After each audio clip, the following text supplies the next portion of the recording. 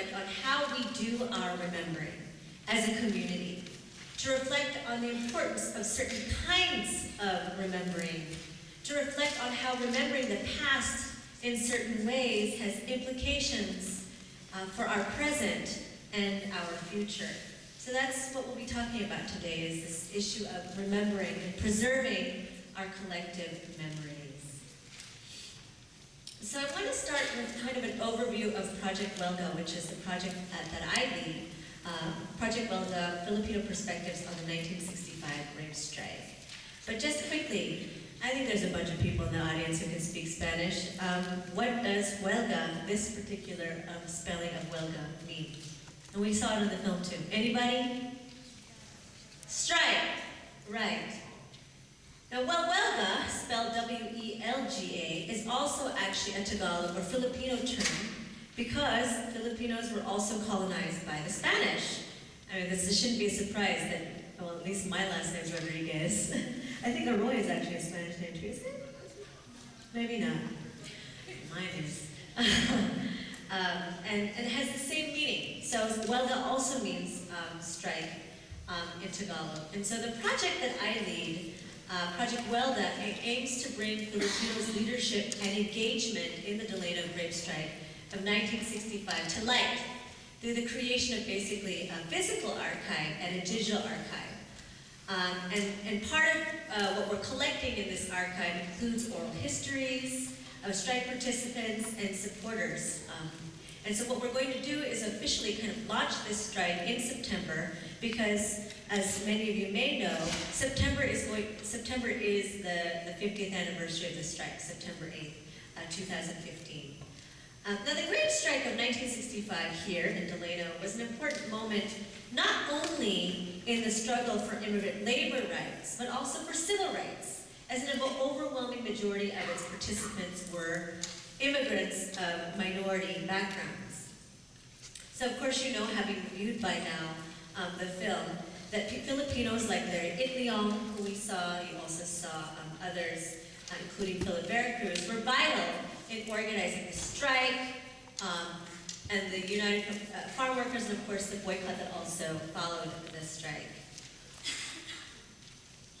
I think, of course, you know, I think for most Californians, the strike was really, we associated it, and again, you know, this kind of comes up in Marissa's film, it really propelled the careers and of people like C.H.A.P and Dolores Huerta into the national limelight. And they've become really important icons, right? From a lot of people, you could see an image of C.H.A.P and a lot of Americans have a real immediate association with C.H.A.P, maybe to a lesser extent Dolores Huerta. Even in our state in California, just recently, actually in March, we celebrated Cesar Chavez's birthday. It is an officially recognized state holiday. And really the recognition of his contributions, it has been mandated in many ways in history and social studies curriculum for young Californians. But the little known fact that we're only now beginning to kind of bring to light, I think, through films and work by Marissa, and you'll hear also from Don, Professor Mabalan, is that Filipinos did play a crucial role in mobilizing for the Grape Strike. Filipino leaders worked tirelessly alongside Chavez and Huerta in building the United Farm Workers of America. Even though the UFW is typically represented in mainstream accounts as chiefly a Mexican organization, when in fact it was always at its heart an organization comprised of both Asians and Latinos. In fact, as the largest Asian group in the state of California, and the third largest Asian group in the United States more broadly, Filipinos have been present in the California landscape for over a century. In fact, Filipinos and other Asian groups before them were the preferred ethnic group for agricultural labor in California for several decades before big farm owners turned to Mexican workers. So there's this long history of Filipinos, and even before Filipinos, other ethnic groups working in the fields of California. So one key objective of this project, of Project Welga, is to provide grassroots support for the implementation of AB 123. So Assembly Bill 123 was signed into law And basically, and you'll see here, right, it's to, I can't read it on my PowerPoint, but to supplement California's rich farm worker history with the contributions of the Filipino-American community. The Filipino-American population composes the largest Asian population in California and continues to grow. In the story of Filipinos, crucial efforts to the farm labor movement is an untold part of California history. And this is a statement by Assemblyman Rob Banta, who is a Filipino-American who introduced this piece of legislation. So this is really historic. There's a huge kind of victory for the Filipino-American community for a piece of legislation to actually be signed into law, recognizing the importance of Filipinos' contribution to California history more broadly, but labor history and farm worker labor history in the state. Now, though it's an amazing first historic step to bringing to light this forgotten story, the fact is there's actually very little material out there on Filipinos' contributions to the farm worker movement. So one of the struggles we have as a community is that a lot of primary source material, so when we're talking about primary source material, it can be photographs or interviews, newspaper articles, etc., notes from meetings, any kind of sort of personal correspondence. These are the kinds of things that help historians, and Professor Mabalan can speak more to kind of the importance of these materials. This kind of stuff is actually really hard for everyday people to get. So a lot of our history, if it's been preserved, is in places as far away as Michigan. So actually Professor Mabalan heads off to Wayne State University in Michigan because that's where Larry Itlium's papers are. And so basically all of this information that could help us actually introduce this history to Californians are in archives that we cannot even get access to. These collections are spread out at different university archives or even in personal collections. So at the same time, there hasn't actually been a lot of kind of research on Filipino-American farm labor history, or especially kind of Filipino labor organizing history. That's something actually Professor Mabalan and I talked a lot about at length on our train ride down from the Bay Area. We don't have enough historians who've been able to do this work. So on one hand, the material is hard to get. On the other hand, there's not a whole lot of us who are writing these histories. And so really, the aim of the Welga archives is to make these resources available to the public through a digital archive and through a physical archive that people can actually visit. So now what archive anyway? An archive technically really is a place where you go where a lot of old stuff is preserved. And now, of course, with the internet, you can digitally archive, so get a lot of stuff kind of scanned and put on the internet. But I think for me, the way I like to think about archives is it's as storehouses of our collective memories, or our collective remembering. It's where we physically and digitally preserve our memories as a community. And so that's why I think it's so vital for archives to be ours, with us, accessible to us, made by us. I actually quote Professor Mabalan because she makes this wonderful point at the very beginning of her book, which you should all read, because I'll do the shameless plug for her, if she doesn't. But she says this: we have lost much of our community's history because of the assumption that our past is not history, that it is not an American experience worthy of interpretation and analysis. And she continues, to some people, newspapers, community programs, photo albums, documents, etc. were only junk, or at best, someone else's memories rather than history.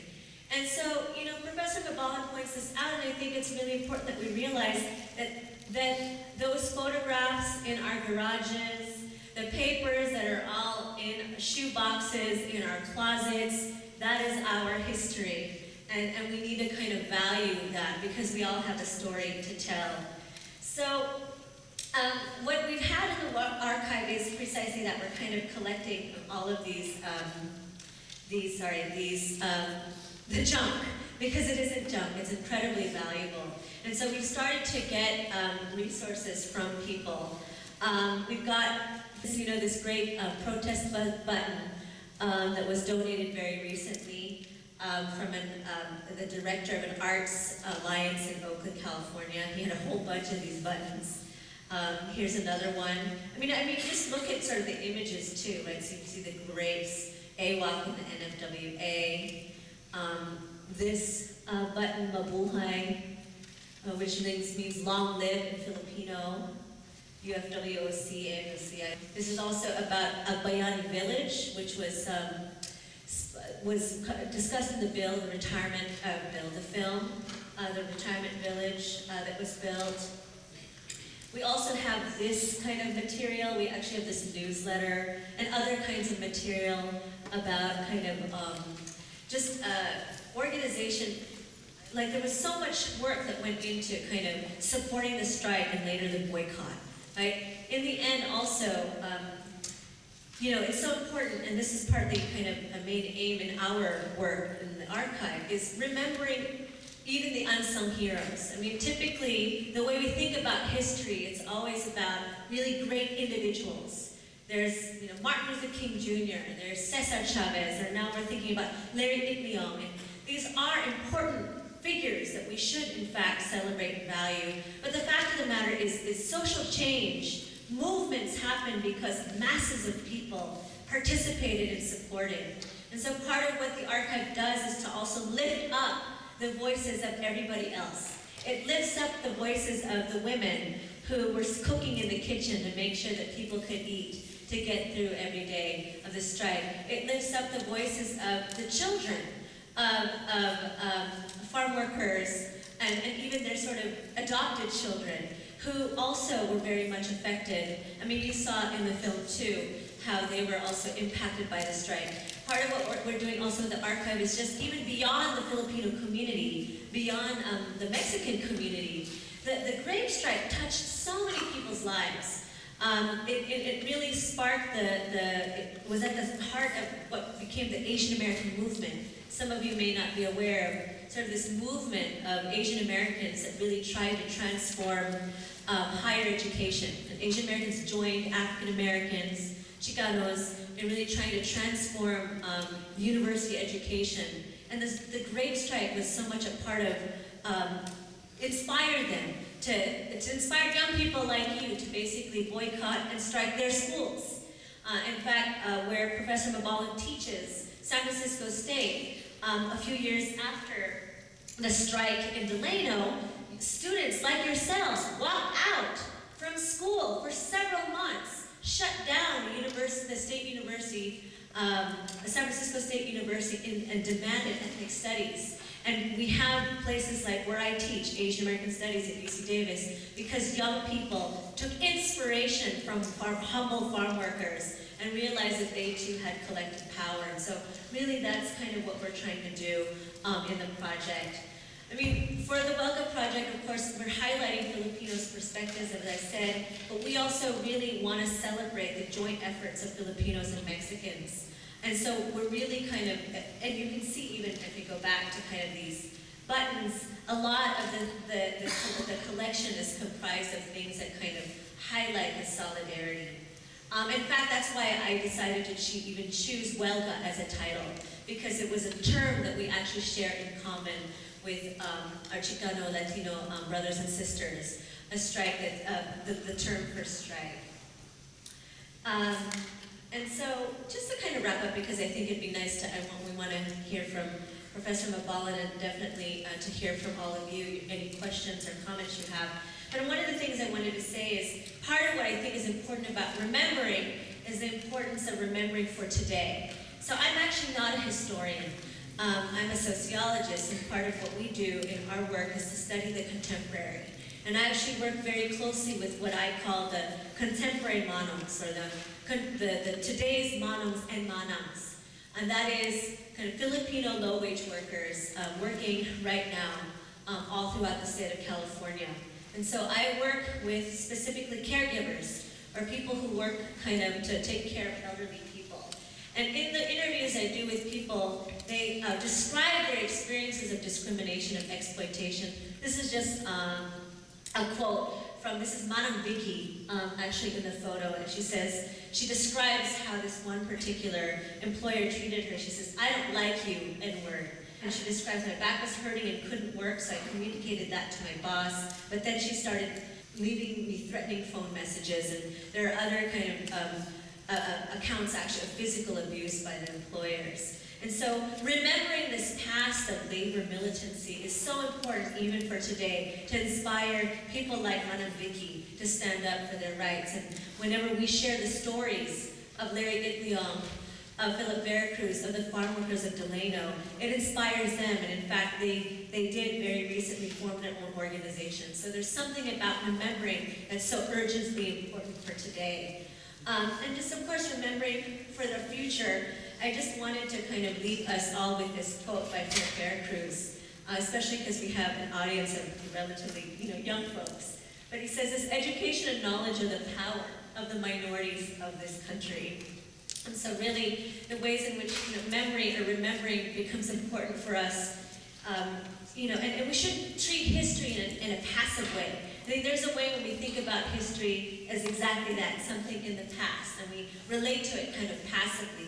But I think what Philip Veracruz kind of invites us to do, and what I think I'm inviting all of us to do, is to think about ourselves as having a much more active relationship to history, to be activated by history. So, for many of you here, a lot of you grew up in Delano, you may have your own stories, and really, if you have them, a tío or tía or tito or tita, you're Filipino, lolo, lola, abuelo, abuela, anybody who has a story on this strike, actually do reach out to me, because your stories are valuable in really kind of filling out this history. So you can pretty much find us on social media, on Facebook, of course, Welga65, we're on Instagram, Welga65, and if you do kind of a Welga archive search on the internet, you'll find our archive and some of the collections there already. So I'll end there and pass it on to Dr. Malala. Thanks.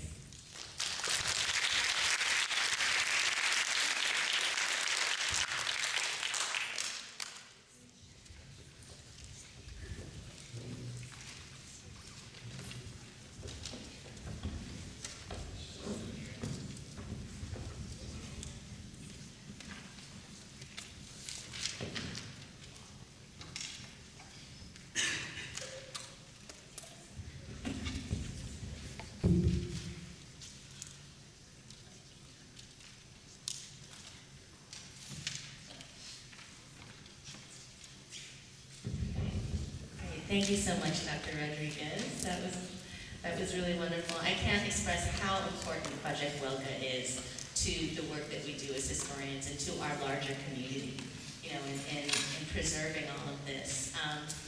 I am the daughter and granddaughter of farm workers, and I am from another town here in the valley, Stockton. How many of you have a family of farm workers? Sons, are you sons, daughters of farm workers? How many of us? Right. Okay. Wonderful. Yeah, my grandparents were part of the wave that came over that Marisa talks about in her amazing and wonderful film.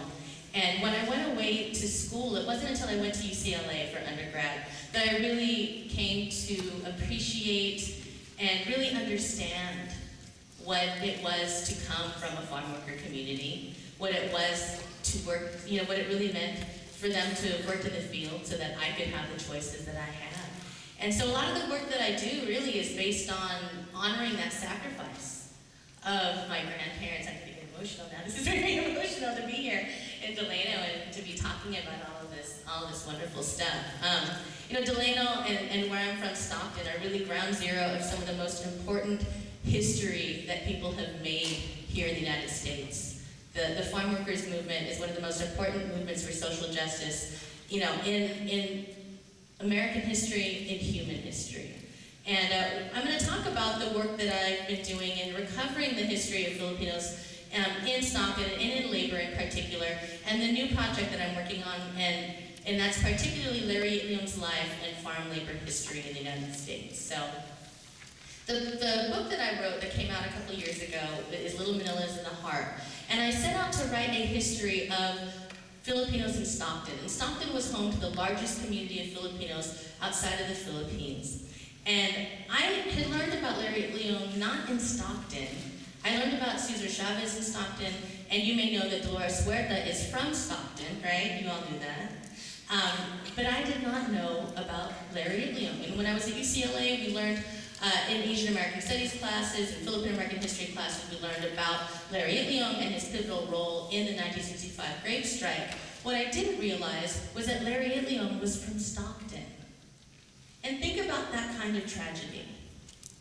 That I'm growing up in the heart of Filipino America and not knowing that this really important figure that we're learning about in college was a friend of my father's, was a friend of my uncle's, lived next door to my auntie, and people learn about him at UCLA and Stanford and Harvard. But those of us in Stockton, who are the children of farm workers who worked with Larry Leung, didn't know anything about him.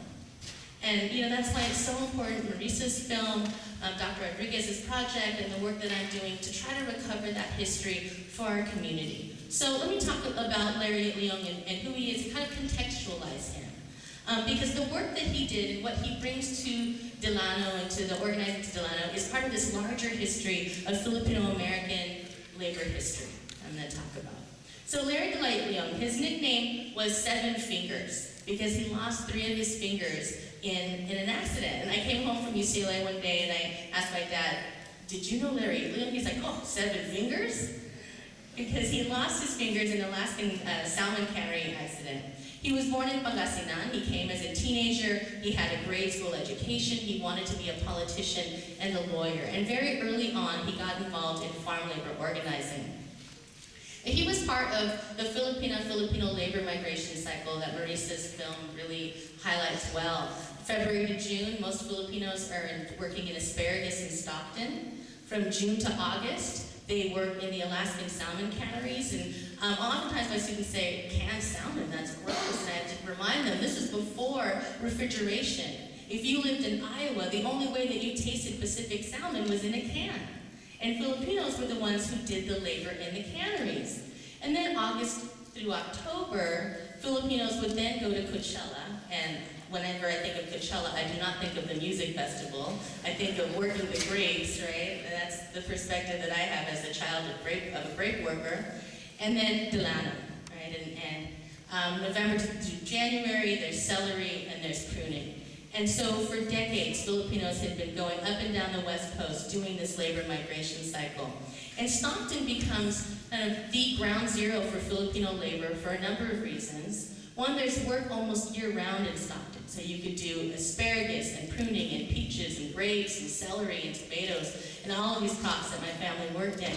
And there was a 4 to 6 block area, and this is just one block of it, called Little Manila, that was home to Filipino restaurants and businesses and newspapers and churches. It just was a really strong, warm community. And I'm still trying to do a lot of research in terms of when Larry moved to Stockton, but we know that he was calling Stockton home by at least the late 1940s. And Stockton, though, was not without its rigors. This was just one sign in a town that had many signs that said positively no Filipinos allowed. You might also see signs that said positively no Filipinos or dogs allowed. And so the Little Manila area was pretty much the only place in downtown Stockton where after work in the fields, Filipinos could go and find companionship and leisure, and go to taxi dance halls and pool halls, and etc. And we all kind of laugh at what the etc. was, right? Okay. If you're Filipino, just ask your uncles when you go home. Now, asparagus was one of the multi-million-dollar crops. It still is in some sense in the San Joaquin Delta area. And Filipinos were known as experts in the cutting of asparagus. A lot of farmers thought it was because Filipinos are short and therefore closer to the ground. Let me tell you that being short does not help you bend over and cut asparagus at all. One of the reasons why Filipinos were so tight, and Marisa points this out in her film, is that Filipinos worked in crews in which they were related to one another. They worked with their brothers and their cousins and their uncles. And they also forced farmers to stop paying by the hour, but to pay by weight. And so when you're getting paid by how much you pick, you're going to go fast, right? And so Filipinos started that system, but they also were chafing under low wages and terrible conditions. And so, and you can see what it is to harvest asparagus. When I tell my students, 99% of them who've never worked in the fields, how to cut asparagus, and then it's one by one, and it's still done like that to this day. It's amazing to them. Now, this is a group of Filipinos in 1939. They formed the Filipino Agricultural Laborers Association, and they all went on strike. 6,000 Filipino workers in the San Joaquin Delta all went on strike on Good Friday. The reason why I talk about this strike is that it shows a couple of things. One, Filipinos are very savvy. They know how to come together, they're very militant, and they all have solidarity with one another when they went on strike. Now, I'm still trying to figure out if Larry Young was part of this strike, but many of the people who went on to be part of the Agricultural Workers Organizing Committee were part of the strike in 1939. So these are just some of the men, some of the several hundred of the men here at a meeting in Stockton in 1939, planning what they're going to do. 3 days after they go on strike, the farmers capitulate and give them the wage increase. Now, a lot of these men were part of the Alaskan Salmon Cannery Union that Filipinos started in 1933. And so these are some of the workers in Seattle picketing. This is also another union that Filipinos tried to start in 1937 that's crushed by the growers. Now, in Alaska, Filipinos, like I said, had begun their union in 1933 and were very unified and very militant, and so powerful that soon after the union was founded, the growers hired assassins to kill the leaders of the union. So this is their funeral. Virgil Doyungan and Aurelio Simon, who were killed in 1933. And these are some of the leaders of that union. Well, in 1948, that same Alaskan Salmon Cannery Union decided they wanted to start organizing asparagus workers. And they went down to Stockton and they started organizing. Now, a lot of the same members were also working in Stockton. Remember I told you June and July they'd work in Alaska, but right before that they'd all be in asparagus together. Well, this is where I first found Larry Young come up in the archives in 1948. He begins to organize asparagus workers in Stockton. And prior to that, like I said, he'd been part of this Alaskan Salmon Cannery Union. He'd been organizing workers in Washington. So this is one of the meetings in Stockton and one of the buildings that we're trying to preserve in the Little Manila area of Stockton as workers are kind of debating what they're going to demand from farmers. Now, one of the most egregious things the farmers would do is you would work for the first 2 months of the asparagus season and you wouldn't get paid. The farmers would wait to pay you towards the end of the season. It was a system called the hold back pay system. Can you imagine that? I'm working in some of the most grueling work for 2 months and you don't get paid. So the workers were demanding this, and this is where they held their meetings. This is one of the buildings we're trying to preserve in the Little Manila area of Stockton, the Mariposa Hotel. So organizers like Chris Mansalvas, Larry Leon, Carlos Bulusan, Philip Veracruz were all part of this 1948 strike. And also this man, Rudy Delvo. Now, Rudy Delvo is going to figure prominently in this history in just a second. These are, that I'll tell you about, these are the men picketing, marching in Stockton. So about 5,000 Filipinos walk off the asparagus fields. Now, like I said, one of the men who was organizing in this strike was this man, Rudy Delvo. And he was a crew boss, and when all the Filipinos walk off the fields, the men kick them out of the camp. It's very similar to what happens in September 1965. Now, the farmers know that these Filipino men are single, they don't have families, they depend on the campo housing, the bunk houses, and so they think that they're going to be able to break the strike by throwing all the Filipinos out of the housing. So Rudy Delvo is one of them that gets thrown out. Now, 1948, they lose the strike. 1949, they try to negotiate with the growers again, and they win. But a couple things happen that break this union, and probably one of the biggest problems is McCarthyism. A lot of the leaders of this union are either radical, communists, former communists, and in 1949, that's pretty tough, right? So the INS begins targeting many of them for deportation. So Chris Mansalvas, Ernesto Mangawang. So this is a flyer. And the first part of the flyer was about the two union leaders being assassinated. The second part of the flyer is, these Filipino labor leaders being targeted for deportation. One of the things you might wonder is, well, what were Filipinos doing between 1948 and 1965 when they go on strike? Well, they're trying to lay low and not get deported.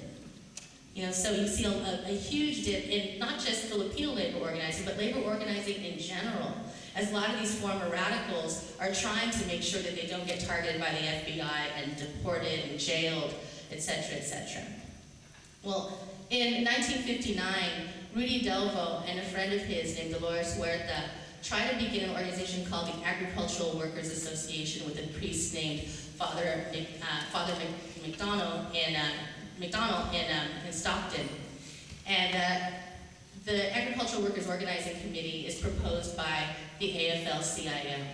Rudy Delvo goes and gets his old friend and says, "Hey, Larry, it's time to come back into farm labor organizing." And Larry joins.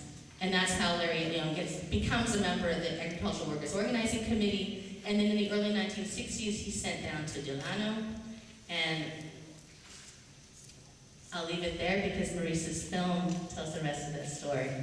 So, thank you, everyone.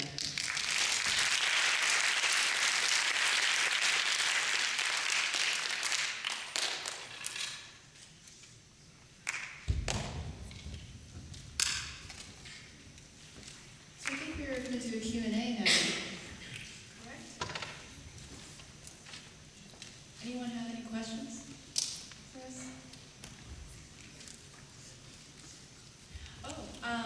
Yeah, sure. I'll say a few words about my film. Just to let you know, the PBS is actually going to broadcast Delano Monos next month.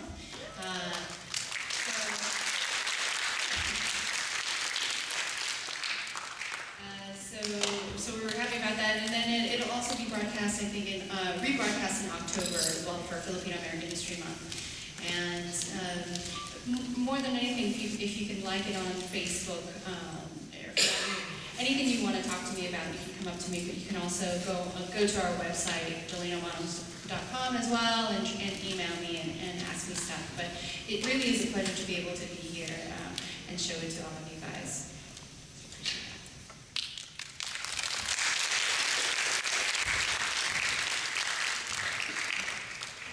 So we do want to open it up to questions. I know many of you in this room might be doing an assignment based on the evening's talk.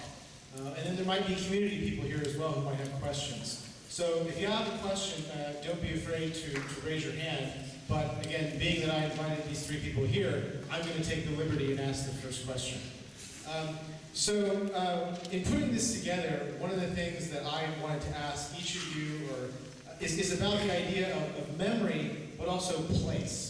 So most of my students here, again, live in Delano, McFarland, Early Mart, maybe Wasco. And you're right, I mean, even for you today, you're in Robert Kennedy High School. There's a reason this is called Robert Kennedy High School. For those of you who went to C.H.A.P, there's a reason it's called C.H.A.P High School. So my question to anyone on the panel is, could you reflect a little bit about efforts contemporary to actually preserve places that have a real historical significance to Filipino Americans and Filipino farm labor history? All right. One of the things that we did in Stockton in the late 90s, well, let me back up just even more. The city of Stockton tore down most of Little Manila in the 1960s and 1970s, leaving 2 blocks. In 1997, when I moved back home to Stockton to begin the dissertation that would eventually become my book, the city tore down the building that housed my family's restaurant and still housed Filipino moms that were in their 90s and early 100s and pushed them out on the street just the same way that they had done in the 70s. And so we started the Little Manila Foundation to stop further demolitions of historic buildings and displacement of people that lived in the Little Manila neighborhood. We thought it was tragic that people who lived outside of Stockton knew more about Filipino American history than the people who actually lived in the city. And so what we do is, we do educational workshops, we put banners all throughout the area, and really have just tried to raise consciousness and awareness amongst the people of Stockton who don't have the benefit of ethnic studies classes and Filipino American studies classes, or the privilege that I had to be able to leave Stockton and to take a class in Filipino American Studies where people said, "Oh my God, your family was really farm workers? Wow." I mean, crazy, right? That, you know, and that this kind of history was seen with that kind of reverence outside of Stockton, but not in Stockton. So it's a constant battle to get Filipinos also to appreciate this history, right? And to not be like, you know, oh, well, that's just farm workers. I'm not a farm worker. I'm not attached to that kind of history. You know, to say, no, this is all of our history. You know, so it's a constant battle to save these buildings and to save these places and to raise awareness for people in this town to not take it all for granted. And yeah, I really feel like I was just saying when we drove into Delano, I was like, wow, this is how people feel when they come to Stockton, that I've come to this really special, sacred place, and I'm so honored. Yeah, absolutely. I mean, I don't know to what extent you all even know. I mean, Delano is very sacred to many of us, you know, and I remember, I only came to Delano myself for the first time last month, and I remember the feeling of excitement of coming in to know that I would actually finally get to visit this place that had figured so much as a part of my history. Because really we have to think about ourselves as being part of these histories, that these men and women struggled so that we can be here today. We owe a huge debt of gratitude to all of them for being able to open up the doors that we're able to walk through today. So, I mean, just in terms of places, so, I mean, it may be less familiar to many of you, but I grew up in a predominant Filipino community myself. And it's funny, I was kind of whispering to Dawn how it was funny how in both of our bios, we both really started off with claiming that we were from a certain place, that she's the Stockton girl and I was from Union City.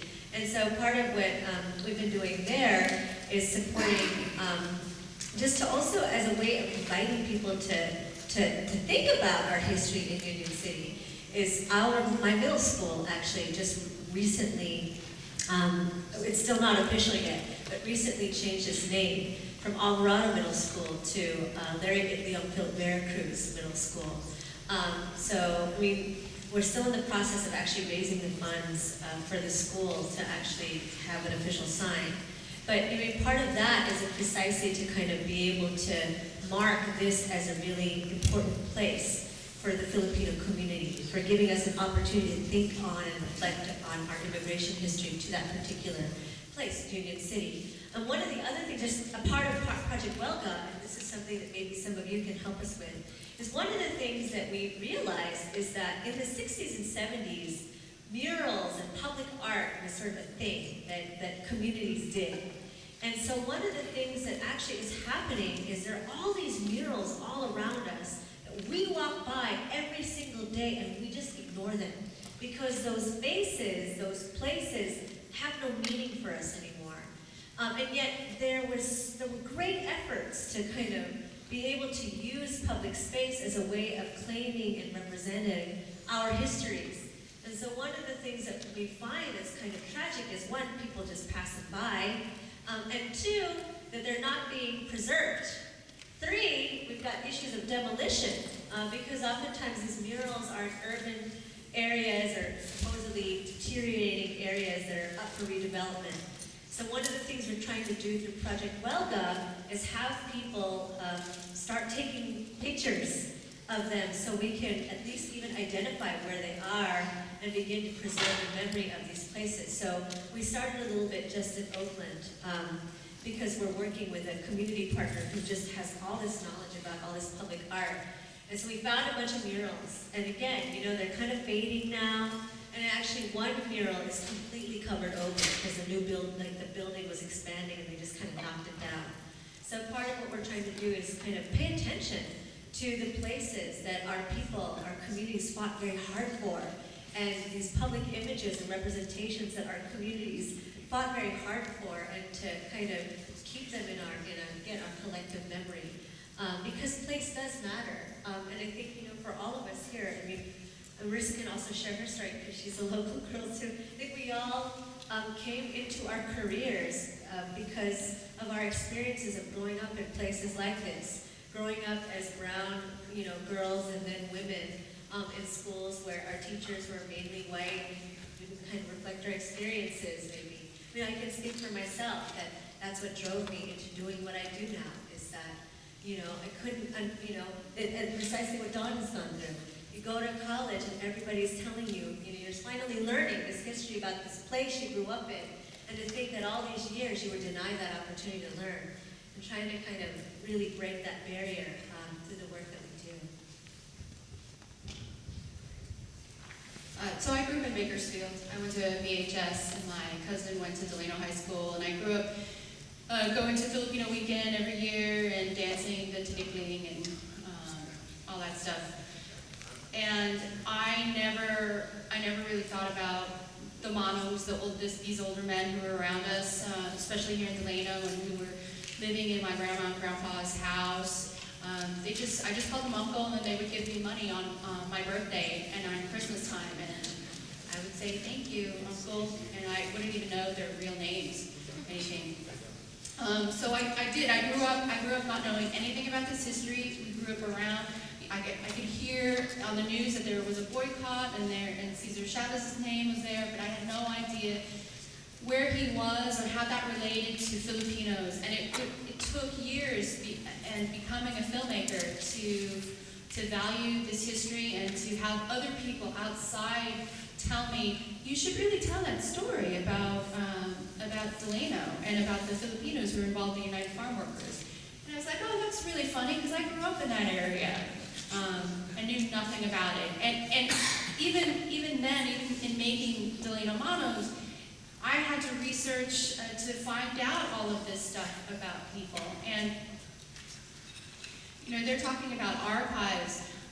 It was really a lot of the people from this community, from the Delano community, that gave stills, that talked about it, that gave oral history, that gave interviews, that was able to share, where I finally started to understand the place that we had in this history and started to draw upon this kind of pride. And so even now when I talk about where I'm from, I sort of relate it to, like, I'm from Bakersfield. It's only 30 minutes away from Delano. because Delano is so important to me in my identity and linking myself back to here.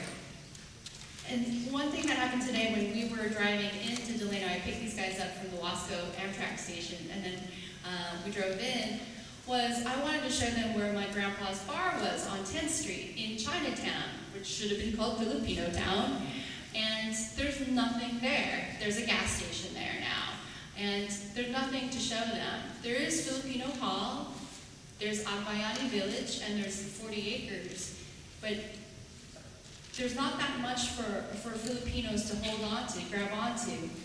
And so I'm really concerned about Filipino Hall, that we keep it in our community, that it stays preserved, that we continue to use it for events, that we continue to use it as a place for our community to get together.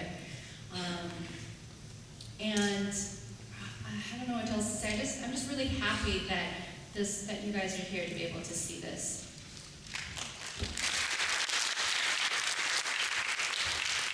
We still have a few minutes. If you're a student or you're a community person and you have a question, don't be shy to raise your hand. Yes, sir. First of all, there's a lot of history in Delano. 40 acres, Filipino Hall, Agbayani Village. And Marissa mentioned the fact that there's no more Chinatown or Filipino town. But prior to that, from Arvin all the way to Fresno, there were Filipino labor camps. I mean, there were bunches of them. My dad had a grocery store. We used to service the Filipino labor camps. With a 100-pound sack of Calrose rice was a standard delivery item. There was in our books we had over 36, and that was just what we knew. They're no longer around here, but there were labor camps with single Filipino men in them that lived in them for 20, 15, 20, 25, 30 years. It was, back when I grew up, you could go down County Line, you could see at least 6 of them before you got to Rich Grove. That was just on County Line. So that was the labor history of Delano. And I wanted to say that.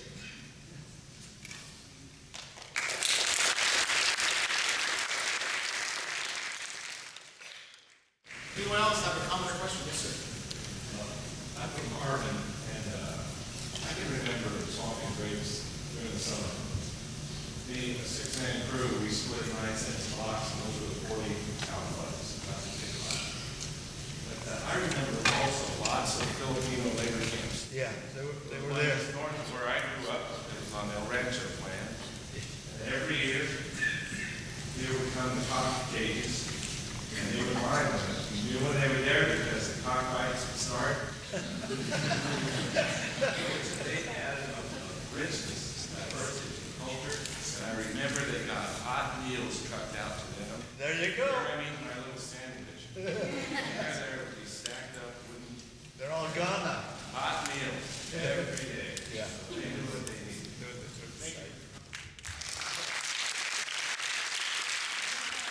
want to add something to that because Richard Chavez actually tells the story of going to the cockfights that the Filipinos were running here in Delano, and of how much fun he had at those fights. And PBS actually asked us to take out that story about the cockfighting. Anyone else have a comment or question? Yes, ma'am. Marissa, did you watch the C.H.A.P movie? And if so, what did you think about how it portrayed the Filipinos in this? It was hard to see some of the events that they and how they portrayed it because the guy who played Larry Leon. So for one very crucial scene for the actual contract signing, you see it in the film, the archival footage. Larry Leon is sitting right next to Cesar Chavez, and then there's the farmer. Chavez, Leon, the actual picture. Yes. And then in the feature film, Chavez, he's off to the side, standing there, and kind of looking at the action. So he loses a lot of his agency. I would say the Filipino group as a whole kind of lose a lot of their agency in the film. But not defending it, but the film is called Chavez, and they have to streamline the narrative. So a lot of people are sidelined. Dolores Huerta is sidelined. Gil Padilla, everyone. But it is heartbreaking to see that happen to Larry. I think in your film, you added more Delano because it was a C.H.A.P movie and they did film here. No, they filmed it in, I think, Sonora. They filmed it in Mexico. Yeah. I mean, as a historian, when I quibble about whether films are historically accurate, I'm always told, well, it's Hollywood, it's not history, right? However, if you're going to go so far as to duplicate every detail in almost every other picture, from Helen Chavez's veil, then why not be historically accurate with where the Filipinos were actually sitting at these very pivotal moments, right? And also, why the Filipinos actually went on strike, because they had wanted Coachella, and then they came to Delano, and the growers didn't want to give them the same price and the same wage increase, right? Even 5 seconds to show that kind of context, because otherwise it just seems like, well, who are these other guys? What do they want? Oh, okay, now they're gone. What? Oh, okay, now the real movie begins, and we've got the Filipinos out of the way.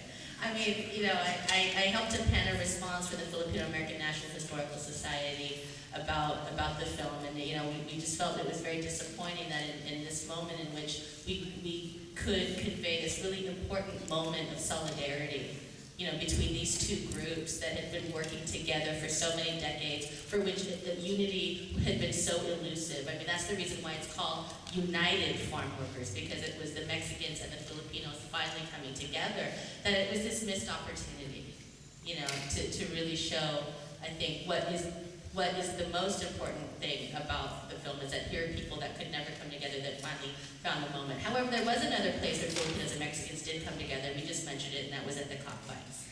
So hopefully there'll be a movie about that one day. But ultimately, too, the Filipino community, I mean, we also have the role to play to do this work. We gotta do the work.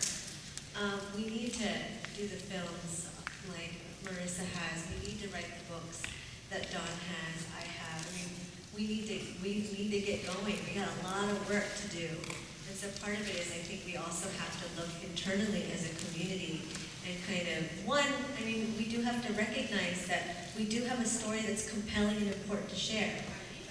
we have to value ourselves first, and I think part of the problem is I don't know that we were. And we have to do that work, and then kind of begin to build kind of the foundation so that our stories can be told in the way that we want them to be told. So, that's also a responsibility we bear. Any other questions? Start with that. Yeah, I have a question. It's incredibly difficult to learn this, especially in my position, is every group immigrates to this country for a reason. And I was wondering what specific reason the Filipinos immigrated to this country for, whether to build a family, or to become Americans, or create their own lives. Well, Filipinos came here because America went to the Philippines first. Yeah. And that's it, just kidding. Well, Filipinos have been, there's kind of a long way, that's the short way to answer the question, but kind of the longer way is to understand immigration of Filipinos as part of the Spanish galleon trade. And so Filipinos have been coming to kind of New Spain since the 1500s and established themselves in Louisiana. So the United States conquers the Philippines. Well, there's a war of conquest that happens between 1898 and 1913. The United States buys the Philippines from Spain for $20 million. There's a long war between the Philippines and the United States, and the Philippines basically becomes a U.S. colony by about 1902. And some of the first Americans that get to the Philippines are the military, and then American teachers. And the military brings school books, and of course the teachers also bring school books, and public school and English is mandatory. And so these teachers are telling Filipinos that America is the greatest country on earth, and telling them stories of Abraham Lincoln and George Washington, and how anybody in America can become a success, and anyone can become rich, and English is the best language, and et cetera, et cetera. So, beginning at the turn of the century, you have thousands of Filipinos first immigrating to Hawaii because the sugar planters recruit in Hawaii because they're in great need of labor because indigenous labor isn't enough for them. Puerto Ricans don't work, and Portuguese aren't enough, and Chinese and Japanese are cut off by exclusion. Filipinos become the laborers in Hawaii, and then thousands start to come from Hawaii first to the West Coast, and then directly from the Philippines to the United States. And many of them believe that they're going to go to college, as their American teachers had told them that they would come to America, go to college, get rich, go back, and live like kings back in the countryside. Well, a couple things happen. Well, one of the things is that there's racism here in the United States, and they don't have the mobility that they thought they were going to have, the social mobility, the economic mobility, and then the Depression also hits. And so Filipinos who thought, well, I could go to Berkeley or University of Michigan for 9 months out of the year and then work in the fields for 2 months, find themselves working in the fields year-round. And then after the Depression hits, they really can't finish their college education. Some of them, aren't qualified for college, and they find themselves in the fields. And so you have a lot of people in the fields who are college educated.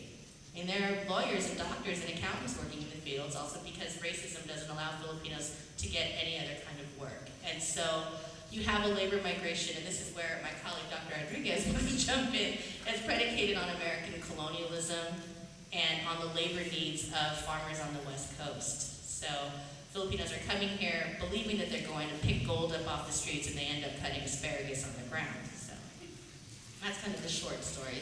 I have 500 other pages here. 464 to be exact. I hope that answers your question. But yeah, so again, I just want to complicate this idea that everybody's coming to America because of kind of the same reason, the American dream, where in fact the American dream comes to the Philippines first. And so that kind of pushes Filipinos to dream of going to the United States and to then come. There was another question hand up here. Yes, sir. You mentioned place in your first question, and you were mentioning how it wasn't until you got away from Stockton and Union City where you realized what it was. Could that be perhaps because when you're in it, you don't see anything special about it or anything particularly unique, and you need that time and space away to come to that, or do you feel this was an error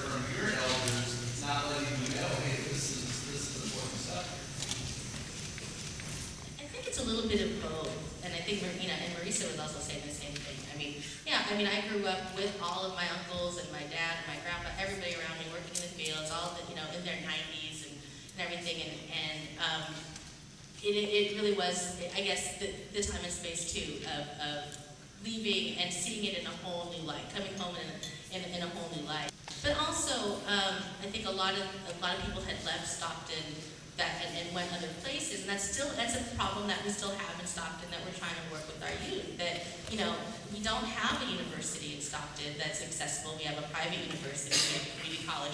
So a lot of our students go on and go to Cal State Fresno, Sac State, and they never come back home to Stockton.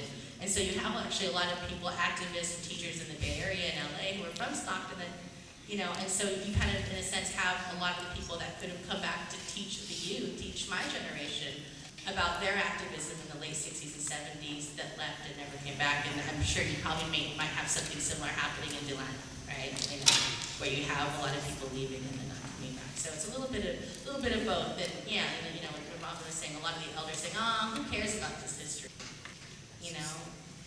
But just to add too, I mean, let's just face it, public education in California is problematic. I mean, the fact is that most of the social studies books that most of you all are reading still leaves out, these major histories. The Filipino-American War, I mean, now we know as scholars that it was a war. It doesn't call a war in any history book in any of the schools that you attended here. It's called an insurrection. Like Filipinos were just rebelling because the idea is that the Philippines belong to the United States. Not that Filipinos were fighting for their own freedom and sovereignty, right? And I mean, I think the fact of the matter is too, is most of our school books are no different than when we were growing up from the school books that we're looking at now. So we're not, given the opportunity to think about the places where we live as being significant, and I mean, it took all these years for Assemblymember Rob Bonta to be able to introduce a piece of legislation just to get, some kind of mention of Filipinos' contribution.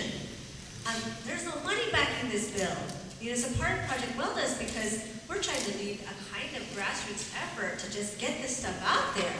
Because the state of California is not going to pay, money to get this in the books. I mean, as it is, we're failing our students. I mean, our students are not getting the best education that they ought to in this state. So, I mean, part of it is about, the structure of education. So both of us had to go to UC schools to finally get it, so you had to go to the University of California. Luckily, at least the University of California had Asian American Studies classes, Chicano Studies classes, Black Studies classes, where we were able to kind of learn some of these histories. That's just in California. I mean, I used to teach in New Jersey, which is also pretty predominantly immigrant.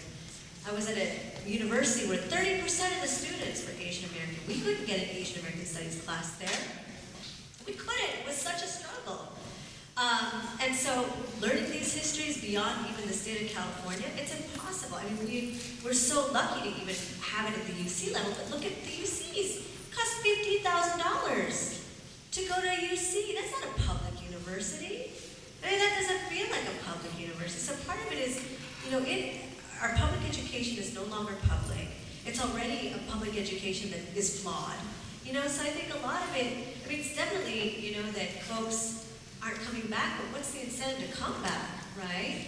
And also, our very schools are this is privileged information that doesn't get passed down, So we have a lot of work to do. I mean, so it's great that we were able to break the ranks. I mean, I can tell you, Dawn and I bonded, over a long, tearful journey many years ago when we were still grad students, because it was so hard to just make it to get a PhD and to actually make it to have a job at a college where we could actually teach people and be that woman in the front of the class. And so we're only at the very beginning. I mean, people of color in the university, I mean, even filmmakers like Marissa, I mean, we're only kind of starting to break through. So there's a lot of work ahead of us. And, it falls on you all. I mean, we were all students like you, and at some point you make a choice about what you're going to do with your life. And hopefully some of you, one of you, it sparks, a spark of inspiration comes out of this presentation, that you take on that responsibility we have to do this work, so that, you know, I got a baby in my belly, do the work for my baby, so that my baby doesn't have to only ask me about information about his history, that you're doing some of this work too, because we need it. We have time for one more question and go to the gentleman in the back. First, a couple of things. One is I want to thank you all for your presentation and the history, and for coming tonight. But it's kind of sad as a farm worker that I've always been in Delano and grew up here in Delano. Sad that it's not only with the young folks who don't know the history, but also some of the older folks who are out here who don't know the history. And I was, as a farm worker and growing up and being in the movement all my life, and we're talking about the high schools and everything else, it was kind of sad that there was only a mention of the Filipino brothers in Welga General, the song. And it talks about el día 8 de septiembre de los campos de Delano salieron los Filipinos.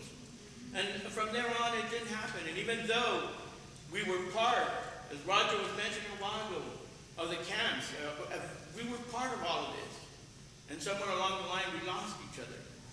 And I'm very glad, very, very glad, because I like to think that I had something to do in helping, like Mark Pulido, some of the other folks, making sure that Fred Abad is not forgotten, that Julian Balagoy is not forgotten. And I can go down the line.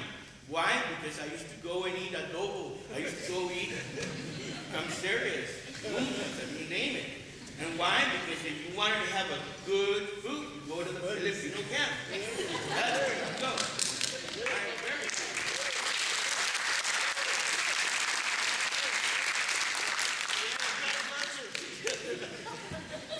But I'm very grateful that it's happened and it's come to this part.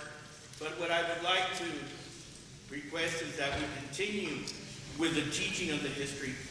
We as farm workers, I don't have any academic knowledge. I mean, what I've learned is what I learned out in the fields, just like most of us out there. But we need folks to come back and to teach, not only the young, but also the community in itself. Thank you. Really appreciate it.